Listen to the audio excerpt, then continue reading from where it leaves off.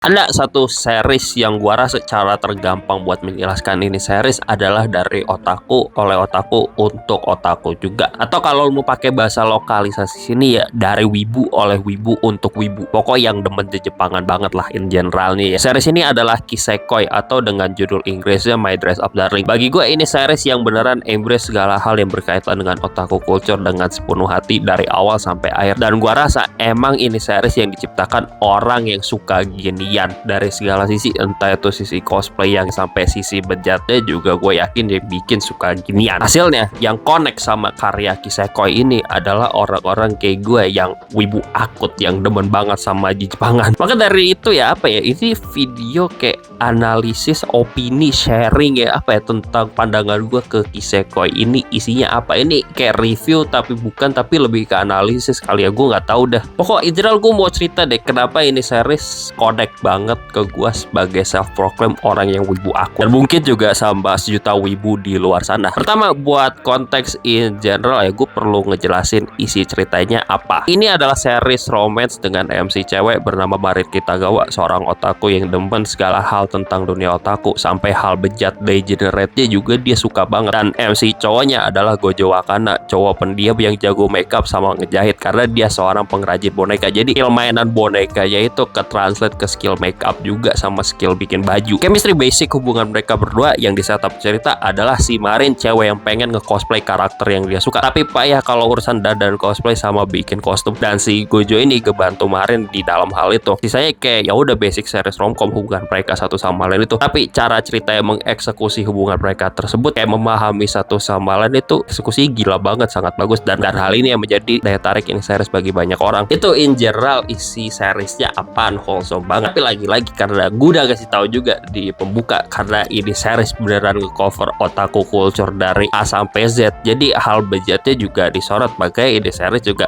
main banyak fanservice ecchinya sih. Yang itu juga bakal gue sorot tipis-tipis di video ini juga. Kenapa fanservice ecchi ini juga tetap jadi hal yang penting dan perlu ya rada gue seriusin juga. Tapi sebelum ngomongin ecchi ya, opini gue tentang ecchi ini series, gue perlu ngomongin hubungan Gojo Wakana sama Marin Kitagawa di ini series kayak gimana. Gojo ini representasi orang yang sangat menutup diri interest dia apaan, berbeda sama Marin Kitagawa yang lebih terbuka sama pede tentang interest dia. Gojo Wakana punya hobi mainan boneka, kayak dia senang ngedadain boneka lah, ngedesain kostum boneka, tapi dia punya trauma dan gak mau terbuka sama interest dia tentang hal ini ke orang lain karena ada orang yang dia rasa judgmental ke dia pas tahu Gojo Wakana ini ya demen mainan boneka. Ada plot point tertentu yang ngejelasin akhir si orang yang judgmental ke Gojo Wakana ini kayak gimana, cuman itu major spoiler dan video kali ini gak bakal ada major spoiler sama sekali. Itu bahasan ntar aja kalau gua mau review ini series secara keseluruhan. Pokok pas ketemu Marin, dia tuh takut banget dijudge bukan laki karena demen main boneka kayak gitu. Marin malah suka dan jadi tertarik dan pengen diceritain lebih lanjut tentang hobi si Gojo Wakana mainan boneka ini, ngedadaninnya gimana, bikin kostumnya gimana. Dari mainan boneka ini si Gojo juga jadi tertarik sama interest otakunya Marin Kitagawa, kayak dikasih rekomendasi anime sama game yang dia suka, walaupun ya Marin juga yang bejat dikasih tahu ke Gojo supaya itu disuruh nonton, disuruh mainin game ya. Pokok dari mereka berdua connect gitu, si Gojo cerita tentang mainan boneka aja, si Marin cerita tentang perwibuan dia, per otaku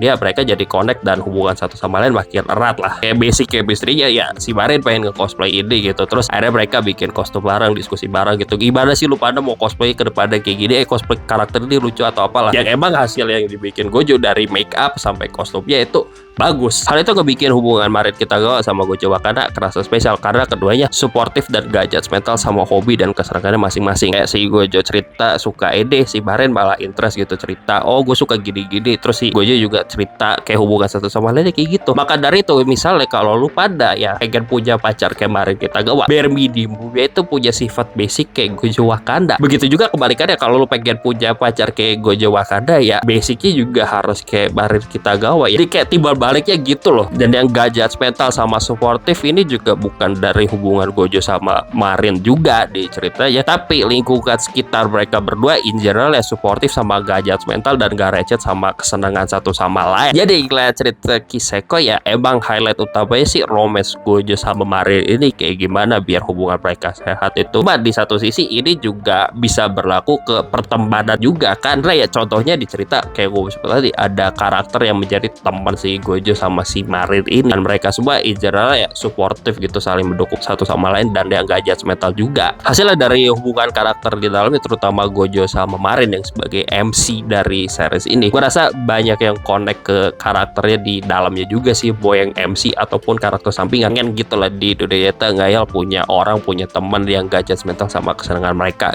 Di poin ini apa yang gue highlight tentang gak judgmental ini adalah gue mau highlight karakter Gojo Wakana. Gue yakin banyak yang connect sama Gojo di luar sana adalah orang yang dulunya wibu menutup diri karena dibilang freak atau apalah, dan banyak karakter lainnya di ini series yang gue rasa melambangkan kasus serupa di mana orang menutup interest mereka. Dan mungkin kasus interest ini gak berlaku buat wibu aja gitu, pokok in general lu menutup diri, lu punya interest ke suatu hal lah, mungkin lu video game, mungkin lu film, mungkin apalah, banyak gitu. Cuman spesifiknya kalau kita ngomongin media perwibuan, most likely ya yang connect wibu yang menutup diri gitu karena takut dibully, karena takut dijudge kan di ini series ya, anime manga. Dan gue yakin juga ini gak dialami laki doang, tapi cewek juga gue rasa ada yang ngalamin. Pokok apapun lah yang hobi in general, lu dianggap kekanak-kanakan, dianggap freak atau apalah. Dan jujur ya, gue pribadi bukan orang yang connect banget ke karakter Gojo Wakana, tapi gue paham kenapa orang di luar sana ada yang kayak Gojo Wakana sih. Gojo Wakana ini kan kasusnya menutup diri kalau misalnya dia punya interest mainan boneka, dan dia baru pede cerita tentang interest dia mainan boneka di saat menemukan orang yang pengen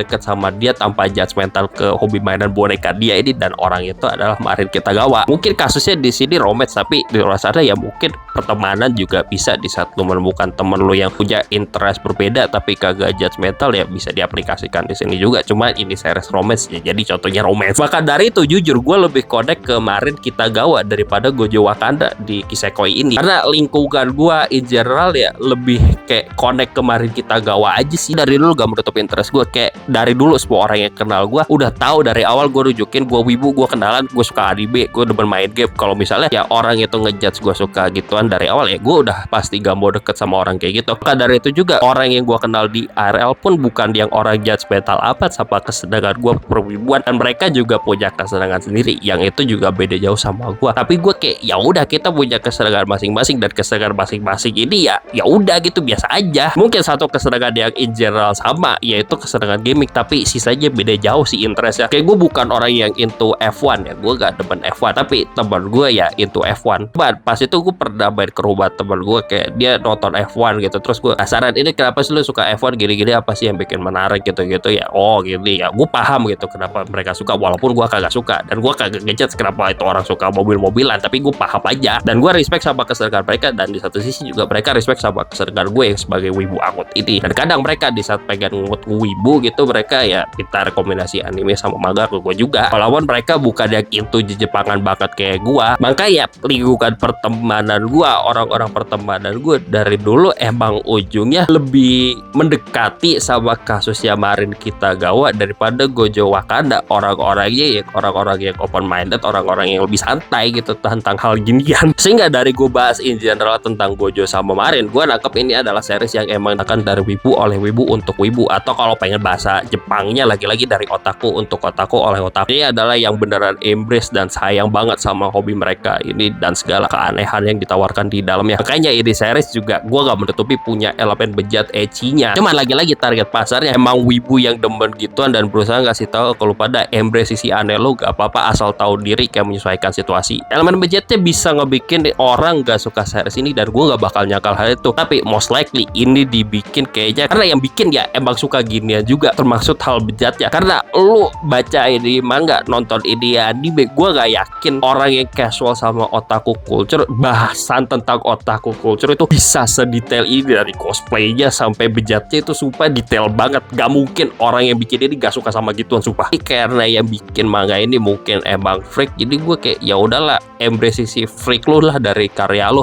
Karena apa ya, gue gak bakal kaget sih kalau mangaka itu di luar sana banyak yang freak, karena banyak manga yang gue baca juga di luar sana emang mangaka pada banyak yang freak juga sih. Jadi gue gak bakal kaget kalau mangaka Kisekoi ini freak, karena ya emang banyak kasus ya, gue lebih kaget kalau misalnya mangakanya itu orang yang normal banget, yang basic banget jujur. Walaupun juga balik ngomongin elemen ecchi yang bisa divisive banget ya, yang memecah orang bakal suka atau kagak ke ini series. Bagi gue ya gak masalah gitu, karena kalau misalnya suatu karya dibikin buat semua orang, itu karya yang dibikin bukan buat siapa-siapa juga. Jadi makanya gue ngerasa dengan masukin segala hal yang berkaitan tentang otaku culture tanpa filter ini, dia kayak nunjukin, you know what, gue bikin karya yang pasti orang-orang suka sama ginian aja bakal connect. Sisanya kalau kagak suka gak masalah, pokok pasti ada yang suka. Hasilnya pasti ada yang connect, dan kalau connect itu connect banget, suka banget sama Kisekoi ini. Itu orang kayak gue. Apa ya, kalau mau bahasa lebay pretentious ya ini surat cinta tentang peranime-animean, permanga-mangan, perotaku-otakuan, wibu-wibuan. Berarti dari gue ya in general lah, singkatnya apa ya udah sih, ini series adalah ya pesannya adalah lo jangan judgmental kesenangan orang lain gitu loh. Kenapa tuh orang jadi sering itu barangkali punya nilai sentimennya atau apalah. Yang penting kesenangan itu ya jangan ngelanggar hukum aja sih sebenarnya. Pokok udah gitu aja tentang Kisekoi, opini gue, analisis gue tentang ini series.